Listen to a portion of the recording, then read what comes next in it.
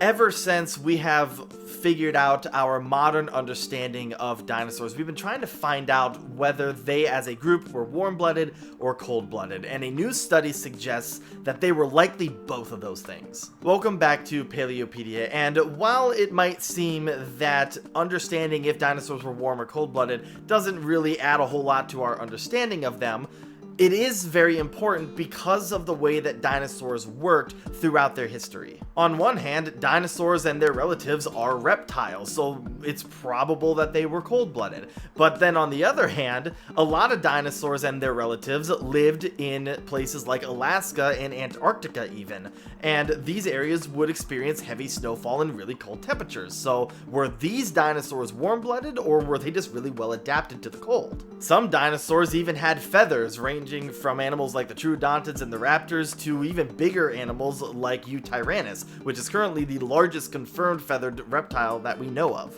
Alongside the presence of feathers that are confirmed in dinosaur species, or at least some dinosaur species, analysis of bone fossils and eggshells indicate that at least some dinosaurs were in fact warm-blooded. And a study looked at three large groups of dinosaurs, the theropods, sauropods, and the ornithischians, and came to the conclusion that two of them were warm-blooded, while the other stayed cold-blooded. After looking at paleoclimate information and the fossils of 1,000 dinosaur species, this research team has determined that at least some members of the theropods and the ornithischians were warm-blooded, whereas the sauropods as a group stayed cold-blooded. And this is based on where all of these dinosaurs lived. Theropods include dinosaurs like Tyrannosaurus rex, Velociraptor, and Albertosaurus, and the ornithischians include dinosaurs like Edmontosaurus, Triceratops, and Stegosaurus. And starting in the early Jurassic period, these two groups of dinosaurs eventually spread into really cold environments like Alaska,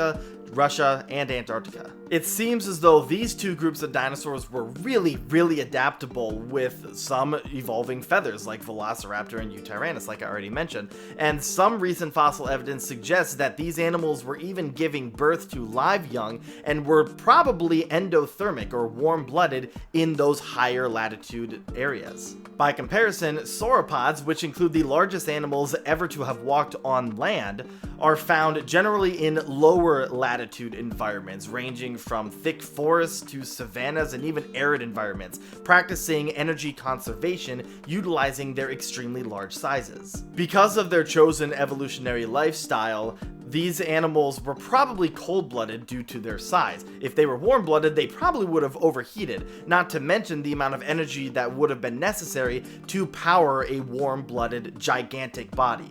Sauropods also appear to have lived in herds for the most part, so having a huge number of warm-blooded animals absolutely devouring all of the local vegetation, it just likely wasn't feasible. Because being warm-blooded requires more energy because you are generating your own heat. If you're cold-blooded, you don't have to put unnecessary energy into staying warm. You just utilize a warmer environment to do so, which is likely what the sauropods did. And then going back to the theropods and the ornithischians, at least some of them were probably warm-blooded because of them living in colder environments, requiring them to generate their own heat. But it's likely that not all theropods and ornithischians were warm-blooded, and it's probable that a lot of them stayed cold-blooded like their sauropod cousins. Now here's the fun part. This study comes 2 years after a previous study was trying to answer the exact same question, and they found the exact opposite results. They found that the theropods and the sauropods were likely warm-blooded, where the ornithischians probably stayed cold-blooded.